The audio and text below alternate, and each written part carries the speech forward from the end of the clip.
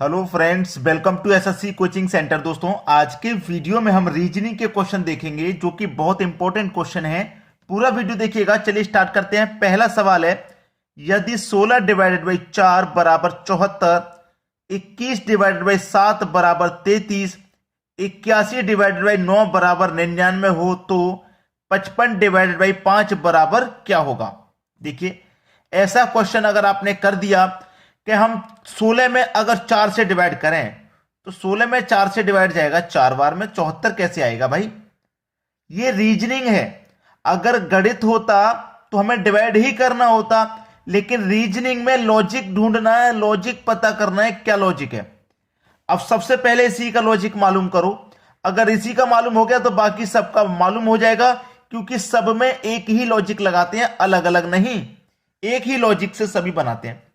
पहला क्या है आपका, 16 डिवाइडेड बाई 4 बराबर 74 कैसे बनेगा। कैसे बनेगा भाई, देखिएगा। अगर मैं 4 से डिवाइड कर दूं 16 में तो कितनी बार जाएगा, 4 बार जाएगा, 4 आ गया। और इस 1 और इस 6 को मैं जोड़ लूंगा आपस में, तो 6 और 1 कितना हो जाएगा, 7 आएगा, तो 7 आ गया। यानी कि पहले हमने डिवाइड करके संख्या लिख दी और फिर जोड़ के लिख दी। अब यही पैटर्न यहां पे भी इस्तेमाल होना चाहिए। क्या है हमारे पास, 21 डिवाइडेड बाई 7 बराबर 33 है। क्या करेंगे, जैसे हमने 4 से 16 को डिवाइड किया 4 बार में गया, ऐसे में 7 से 21 को डिवाइड दूंगा 3 बार में जाएगा, मेरे पास 3 मिल गया। फिर मैंने क्या लिखा था, दोनों को जोड़ के, यहां भी मैं दोनों को जोड़ के लिखूंगा, 2 और 1 कितना हो जाएगा, 3 हो जाएगा, तो 3 मुझे दे रखा है। सेम लॉजिक लगा है, यहां पे भी बिल्कुल वैसा ही होगा। यानी कि 81 डिवाइडेड बाई 9 बराबर 99 है। अब देखिए, 9 से 81 में डिवाइड दूंगा, 9 बार में जाएगा, तो 9 है मेरे पास। फिर इन दोनों को मैं क्या करूं, जोड़ के लिख दूं, 8 और 1 कितना हो जाएगा, 9 हो जाएगा। सेम लॉजिक बना, वही लॉजिक से यहां पे भी आंसर आपको मिल जाएगा। यानी कि 55 डिवाइडेड बाई 5 बराबर क्या होगा, नहीं पता, तो 5 से डिवाइड करो। ठीक है, कितनी बार में डिवाइड होगा भाई, 11 बार में डिवाइड होगा, इतना मालूम है। फिर क्या करना है, दोनों को जोड़ के लिखना है। 5 और 5 कितना हो जाएगा, 10 हो जाएगा।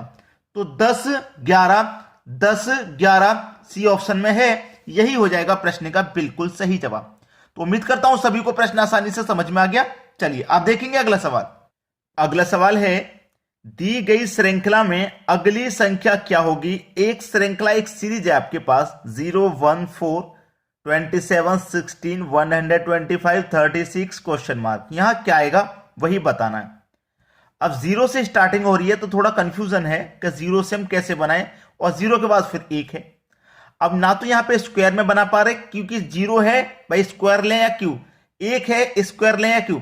लेकिन हमें इतना जरूर मालूम है कि अगर मैं 0 को और इस 1 को छोड़ देता हूं तो आगे आने वाली जो संख्या है, ये 2 का स्क्वायर है, ये 3 का क्यूब है, ये 4 का स्क्वायर है, ये 5 का क्यूब है, ये 6 का स्क्वायर है। अब यहां पे क्या होगा ये मालूम हो गया आपको, 2 3 4 5 6 7, इतना तो कंफर्म हो गया, 7 आएगा। Square cube square cube square cube, अब ये भी कंफर्म हो गया, क्यूब आएगा। तो 7 का क्यूब कितना होता है, 343 होता है, पहले ही ऑप्शन में है। ये हो गया प्रश्न का सही जवाब। क्लियर है सभी को। चलिए आप देखेंगे अगला सवाल। अगला सवाल है, मिसिंग नंबर का ये क्वेश्चन बहुत इंपॉर्टेंट है, क्योंकि इसमें जो लॉजिक लग रहा है बहुत सारे बच्चों को नहीं मालूम होगा। ऐसे चलेंगे तो 27, ऐसे चलेंगे तो 144 और एक से चलेंगे तो 68, यानी कि बड़ी संख्या हमारी नीचे की तरफ दी गई है, तो क्वेश्चन को भी नीचे की तरफ सॉल्व करेंगे और मिसिंग नंबर सबसे ऊपर दिया गया। तो सबसे नीचे हमारा मिसिंग नंबर यहां पे 27 है, उसे फाइंड करना है, क्योंकि बड़ी संख्या को फाइंड करेंगे, जिस तरह बड़ी संख्या होती है उस तरह क्वेश्चन को सॉल्व करते हैं। यानी कि 13 से और इस 7 से हमें क्या बनाना है, 27 बनाना है। अब देखना, 13 में मैं 7 जोड़ दूंगा 20 हो जाएगा, 20 हो गया। और 20 में मैं फिर से 7 जोड़ दूंगा तो 27, यानी कि 7 को 2 बार जोड़ूंगा। 13 में 7 जोड़ा 20, फिर 20 में फिर से 7 जोड़ूंगा तो 27। ऐसे 54 में 45 जोड़ूंगा तो 99, फिर से 45 जोड़ूंगा तो 144, यानी कि इस संख्या को 2 बार ऐड कर रहे हैं हम, 2 गुना इसका ऐड कर रहे हैं 2 बार। अब सीधा मैं पहले इसका 2 गुना ही कर देता हूं, चलो ठीक है, सीधा मैं क्या करता हूं, इसका 2 गुना ही कर देता हूं। अब मैं इसका 2 गुना करूंगा, 7 दूनी का कितना हो गया भाई, 14। तो 13 में मैं 14 जोड़ लेता हूं भाई। 13 में क्या करूं मैं 14 जोड़ लेता हूं। 4 और 3 7, 1 और 1 2, 27 मिल गया। यहां पे भी मैं 2 गुना जोड़ूंगा। 45 का 2 गुना कितना 90। तो क्या करूंगा 54 में 90 जोड़ देता हूं मैं। 45 का 2 गुना 90 हो जाएगा। तो चलिए जोड़िए, 4 और 0 4 ही रहेगा, 9 और 5 14, 144 हो गया। यहां पे भी मैं क्या करूंगा 2 गुना जोड़ूंगा। तो 32 का 2 गुना कितना हो जाएगा भैया 64। अब देखिए 64 में मैं कितना जोड़ूं कि 68 हो जाए। भैया 4 जोड़ दीजिए, 64 में 4 जोड़ देंगे 68 हो जाएगा। यानी कि यहां पे जो आने वाली संख्या है वो क्या है 4 है। किस ऑप्शन में 4, ये रहा सी ऑप्शन में मिल गया भाई आपको 4। आसानी से मिल गया, कोई जल्दबाजी नहीं थी। लेकिन कॉन्सेप्ट आपको समझ में आया कि नहीं ये बताइएगा। बहुत अच्छा कॉन्सेप्ट है ये, और इस तरीके के क्वेश्चन जब एग्जाम में आते हैं बहुत सारे बच्चे बना नहीं पाते हैं, लेकिन अब बना के आना। अब देखते हैं हम अगला सवाल। अगला सवाल है डी का भाई ए है, डी सी का पुत्र है। समझ में आया ना, डी का भाई ए है, डी का भाई ए है। कौन है भाई भाई, ये कहा गया। डी सी का पुत्र है, ये जो डी है ना ये सी का पुत्र है, उसने ये कहा है डी सी का पुत्र है। अब देखिए ना ये दोनों भाई हैं, सी का पुत्र डी है तो सी का पुत्र ए भी हो जाएगा। एक कंफर्म आपके दिमाग में होना चाहिए। बी सी का पिता है, जो बी है, जो बी है ये कौन है सी का पिता है। सी का कौन है भाई पिता। अब एक चीज क्लियर हो गई, इसका बेटा ये है और इसके बेटे ये हैं, ठीक है। ए का बी से क्या संबंध है, ए का बी से, इस ए का बी से संबंध पूछा है क्या है भैया। बी का ए कौन लगेगा, इसका बेटा ये है और इसके ये दोनों बेटे हैं, तो भैया पोता लगेगा कि नहीं लगेगा। बी का ए कौन लगेगा, पोता लगेगा, नाती लगेगा, पोता लगेगा, नाती लगेगा। ए का बी से क्या संबंध है, ये जो ए है ये बी का कौन लगेगा, क्या संबंध है ए का बी से। भैया ए पोता लगेगा या नाती लगेगा, ये आपका सही जवाब हो गया, ये संबंध है। समझ में आ गया सभी को। चलिए अब देखेंगे अगला सवाल। अगला सवाल है, ये सवाल तो मैं आसान कहूंगा कि भाई आसान ही है, क्योंकि ये हमारे पास समीकरण है और यहां पे किसका अर्थ क्या है वो लिखा हुआ। तो मैं पहले समीकरण को लिख लेता हूं। 5 माइनस 5 प्लस 5 डिवाइड 5 मल्टीप्लाई 5, ये समीकरण है। अब यहां पे प्लस का अर्थ माइनस है, देखना प्लस का अर्थ माइनस है और माइनस का अर्थ प्लस। तो माइनस का अर्थ प्लस है, जहां जहां माइनस होगा तो हम वहां प्लस ले लेंगे, क्योंकि माइनस का अर्थ प्लस है। अब प्लस है तो देखो प्लस का अर्थ देखना क्या दे रखा है, प्लस का अर्थ माइनस है, तो प्लस का अर्थ माइनस है तो जहां प्लस होगा वहां माइनस ले लेंगे। डिवाइड आ गया, ठीक है। अब देखना डिवाइड का अर्थ गुना है, तो जहां डिवाइड है वहां गुना ले लेंगे। अब गुना आ गया, गुना का अर्थ डिवाइड है, तो जहां गुना है वहां डिवाइड ले लेंगे। बस बोर्ड मास के अकॉर्डिंग सॉल्व कर लो। पहले डिवाइड, 5 से 5 में डिवाइड जाएगा एक बार में, ठीक है। तो देखिए 5 प्लस 5 माइनस 5 मल्टीप्लाई, और ये हो गया 1। अब बोर्ड मास के अकॉर्डिंग पहले मल्टीप्लाई सॉल्व होगा, तो 5 मल्टीप्लाई 1 5 ही रहेगा। तो ये 5 प्लस 5 माइनस का ये 5 आ गया। बोर्ड मास के अकॉर्डिंग पहले प्लस, तो 5 और 5 हो गया 10, कर दो 5 को माइनस, आंसर आ गया 5। ये आपके क्वेश्चन का बिल्कुल सही जवाब 5, पहला ही ऑप्शन। समझ में आ गया सभी को। चलिए अब देखते हैं अगला सवाल। अगला सवाल है, अंग्रेजी वर्णमाला के 12वें अक्षर के दाएं ओर 8वां अक्षर कौन सा होगा, ठीक है। अंग्रेजी वर्णमाला में यानी कि A to Z, A to Z, ए आता है 1 नंबर पे, Z आता है 26 नंबर पे। क्या आपको 1 से लेके 26 नंबर तक याद है टोटल कि कौन सा अल्फाबेट कितने नंबर पे आता है? अगर याद है तो आसान है सवाल को बनाना, वरना आप क्या करेंगे ए से लेके जेड तक पूरा एबीसीडी लिखेंगे, फिर उनके ऊपर आप नंबर लिखेंगे, तब जाके कहीं सॉल्व करेंगे, तो इसमें से बहुत समय लग जाएगा। इसलिए अगर आपको ये याद नहीं है तो याद कर लीजिए। जैसे अंग्रेजी वर्णमाला के 12वें अक्षर के दाएं, पहले तो 12वें अक्षर पे आइए, 12वें अक्षर पे हम आगे, 12वें अक्षर पे क्या होता है एल। 12वें अक्षर के दाएं, दाएं कौन सा हाथ होता है दोस्तों ये वाला, और बायां होता है ये वाला, तो हमसे दायां कहा गया है, दायां कहा गया ना, तो सीधे हाथ की तरफ जाएंगे। दाएं कितना 12वें अक्षर के दाएं, या 12 में हम क्या करेंगे 8 और जोड़ देंगे। भैया 12वें अक्षर के दाएं 8वां अक्षर, तो 12वें अक्षर के दाएं 8वां, यानी कि 12 में 8 और जोड़ देंगे, कितना हो जाएगा भैया? 12 में जब 8 जोड़ देंगे तो 12 में 8 जोड़ देंगे तो ये हो जाएगा 20। तो अक्षर कौन सा होगा, यानी कि 20वां अक्षर कौन सा होगा? तो 20 नंबर पे क्या आता है आपका? टी। बस हमको तो याद है कि भाई टी 20 नंबर पे आता है, एल 12 नंबर पे आता है। अगर आपको याद नहीं है तो आप ए से लेके जेड तक पहले लिखोगे, नंबर करोगे, फिर कहीं जाके उसे सॉल्व करोगे, बहुत समय लग जाएगा।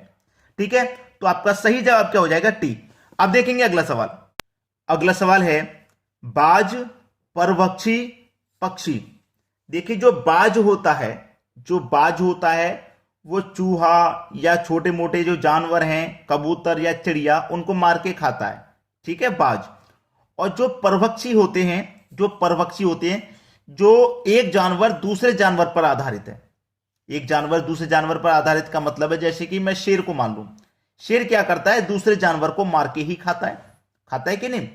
तो ये परभक्षी हैं, जो दूसरे जानवर पर आधारित होते हैं वो परभक्षी हैं। जैसे मैं सांप को ले लूं, सांप भी क्या करता है? चूहा, मेंढक या छोटे मोटे जानवर को भी खाता है, ये दूसरे जानवर पर डिपेंड है। ठीक है, उनको कहते हैं हम परभक्षी। और ये हो गया पक्षी।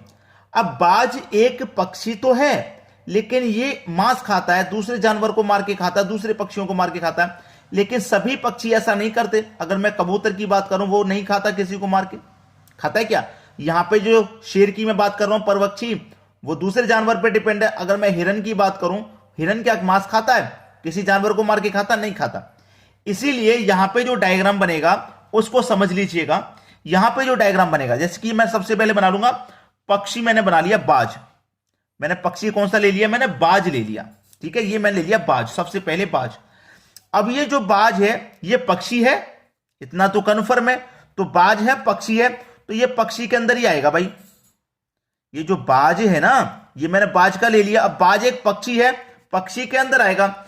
लेकिन ये जो बाज है ये परभक्षी भी है, ये दूसरे जानवरों को मार के भी खाता है बाज, इसलिए ये परभक्षी के अंदर भी आएगा। आएगा कि नहीं आएगा? तो परभक्षी के ये अंदर भी आएगा, क्योंकि ये दूसरे जानवरों को भी मार के खाता है। लेकिन पक्षी और परभक्षी, ये पक्षी हो गया और ये परभक्षी हो गया। सभी पक्षी दूसरे जानवर पे डिपेंड नहीं होते, ऐसे भी सभी परभक्षी दूसरे के ऊपर डिपेंड नहीं होते, इसलिए ये आपका अलग अलग रहेगा। लेकिन बाज, बाज क्या है? एक परभक्षी भी है और पक्षी भी है, दोनों के बीच में आ जाएगा। इस तरीके की आकृति हमारी एक ही है जो पहले ऑप्शन में है। पहला ऑप्शन सही जवाब हो जाएगा। बात समझ में आ गई है सभी को? चलिए अब देखेंगे अगला सवाल। अगला सवाल है निम्न आकृति में कितने त्रिभुज हैं? एक आकृति आपको दी गई है, इसमें कितने त्रिभुज हैं ये बताना है। तो ऐसे सवाल को तो आसानी से काउंट कर सकते हैं, क्योंकि सब में छोटे छोटे त्रिभुज हैं। देखो मैं काउंट करूंगा 1 2 3 4 5 6 7 8। ये छोटे छोटे त्रिभुज कितने हो गए? 8। क्या कोई बड़ा त्रिभुज इसमें और बन रहा है? एक ये वाला त्रिभुज बन रहा है बड़ा, ये वाला। तो इसमें मैं क्या करूंगा? एक और जोड़ दूंगा, यानी कि इस आकृति में केवल 9 ही त्रिभुज हैं, केवल 9। 10वां अगर आपको कहीं दिखाई दे रहा है तो मुझे बता दीजिए। अगर कहीं आपको ऐसा लगता है कि 10वां त्रिभुज भी है तो आप मुझे बता दीजिए, कमेंट कर दीजिए। ठीक है, किन किन को मिला के मिल रहा है 10वां? 9 ही त्रिभुज है भाई, 9 आपका आंसर आ गया। चलिए अब देखते हैं अगला सवाल। अगला क्वेश्चन है मोस्ट इंपोर्टेंट क्वेश्चन है, यदि 31 दिसंबर 2015 को गुरुवार था तो 1 जुलाई 2020 को कौन सा दिन होगा? मोस्ट इंपोर्टेंट क्वेश्चन है, बच्चों का फेवरेट क्वेश्चन है। बार बार कमेंट करते थे कि सर जिसमें डेट दोनों अलग अलग हो, वर्ष भी दोनों अलग अलग हो, ऐसे सवाल को कैसे किया जाएगा वो बताइए। तो बस मैं लेकर के आ गया आपके लिए क्वेश्चन ऐसा भी। ठीक है, आपको एक चीज तो अच्छे से पता है ना कि आज देखिए कौन सा दिन है। आज 26 तारीख है, दिन कौन सा है? रविवार का। अब 2023 चल रहा है, अगर 2024 जैसे ही आएगा तो आज का 26 नवंबर का जो दिन है संडे वाला, ये मंडे हो जाएगा, यानी कि एक दिन एक्स्ट्रा, एक दिन आगे बढ़ जाते हैं। ये बात तो आपको मालूम है। अब मैं बिल्कुल उसी तरीके से 31 दिसंबर 2015 को गुरुवार है, ये बात कंफर्म है। देखिए 31 दिसंबर 2015 को, 2015 को क्या है भाई? 2015 को क्या है? गुरुवार। गुरुवार यानी कि थर्सडे लिख देता हूं मैं, थर्सडे, थर्सडे है। ठीक है, कितना है? थर्सडे। अब 31 दिसंबर 2015 को है। अब इसके बाद दोबारा से जो 31 दिसंबर आएगी, दोबारा से जो 31 दिसंबर आएगी 2016 की, तो एक दिन बढ़ेगा भाई, एक दिन बढ़ेगा कि नहीं बढ़ेगा। अब इसमें एक कंडीशन और होती है कि लीप वर्ष हमको चेक करना होता है, क्योंकि लीप वर्ष में क्या होता है, फरवरी का महीना 29 का रहता है, तो 29 का एक दिन हमें बढ़ जाता है। एक दिन जब बढ़ जाता है तो फिर 2 ऐड करते हैं। तो यहां पे ये लीप वर्ष है, 2 ऐड करेंगे, तो हम क्या करेंगे, इसमें 2 ऐड करेंगे, तो थर्सडे में 2 ऐड कर देंगे, तो फ्राइडे सैटरडे, यानी कि यहां पे कौन सा दिन हो जाएगा भाई, सैटरडे हो जाएगा। अब फिर से 31 दिसंबर आएगा, फिर से 31 दिसंबर आएगा आपका 2017 आएगा, ठीक है। 2017 क्या होगा, एक दिन बढ़ जाएगा, क्योंकि लीप वर्ष तो है नहीं, एक ही दिन बढ़ेगा, ठीक है, एक ही दिन बढ़ेगा। तो सैटरडे में एक जोड़ देंगे, संडे हो जाएगा, ठीक है, संडे हो गया, संडे हो गया भाई।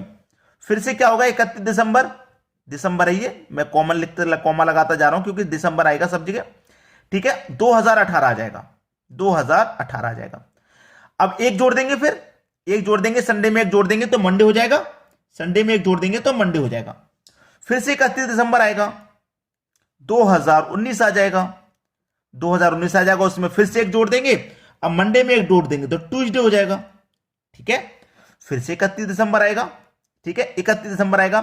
अब फिर से 31 दिसंबर आएगा, वो कब का आएगा, 2020 का, तो 31 दिसंबर 2020, वो तो हम लास्ट में चले जाएंगे ना 31 दिसंबर पे, अब आगे नहीं जाना आपको, अब आगे नहीं जाना। 2019 आगे खत्म, 2019 खत्म हो गया, अब शुरू होगा जनवरी का महीना, ठीक है। तो जनवरी के महीने में कौन सा दिन, कितने दिन होते हैं, 31, ठीक है। कौन सा ईयर है, 2020, लीप वर्ष है। जनवरी का महीना हो गया, फरवरी के महीने में 29 दिन होंगे क्योंकि लीप वर्ष है 2020। फिर मार्च आएगा, 31 दिन होंगे। अप्रैल आएगा, 30 दिन होंगे। मई आएगा, 31 दिन होंगे। मई के बाद जून आएगा, 30 दिन होंगे। फिर जुलाई आएगा, 1 जुलाई की बात की है तो एक ही लेंगे, ठीक है। ये जनवरी, फरवरी, मार्च, अप्रैल, मई, जून, जुलाई, 1 जुलाई की बात की तो एक ले लिया। सबको जोड़ लो भाई, सबको यहां पे जोड़ लेंगे, कितना हो जाएगा, 183।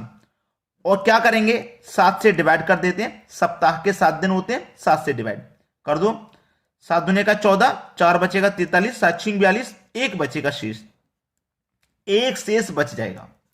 तो हमारा देखिए यहां पे कौन सा दिन था, लास्ट में जो खत्म हुआ था ट्यूसडे, यानी कि मंगलवार, और मंगलवार में एक शेष बचा है ना, तो आप एक जोड़ दो, इसमें एक शेष बचा है तो एक जोड़ दो, मंगलवार में एक जोड़ देंगे तो आपका जो दिन आएगा वो बुधवार का दिन होगा, बुधवार, यानी कि 1 जुलाई 2020 को कौन सा दिन होगा, बुधवार का दिन हो जाएगा। पहला ऑप्शन सही। बहुत सारे बच्चे थे जो इस क्वेश्चन के लिए मुझे बार बार कमेंट करते थे कि सर तारीख अलग अलग हो, वर्ष भी अलग अलग हो, ऐसा सवाल बता दीजिए। ऐसा ही सवाल मैं आपके लिए लेकर के आऊं। अब इस ट्रिक से आप बड़ी ही आसानी से बना लिया करोगे, कोई परेशानी आपको बिल्कुल नहीं आएगी। ठीक है दोस्तों, आज के वीडियो में इतना ही। वीडियो देखने के लिए आपका बहुत बहुत धन्यवाद।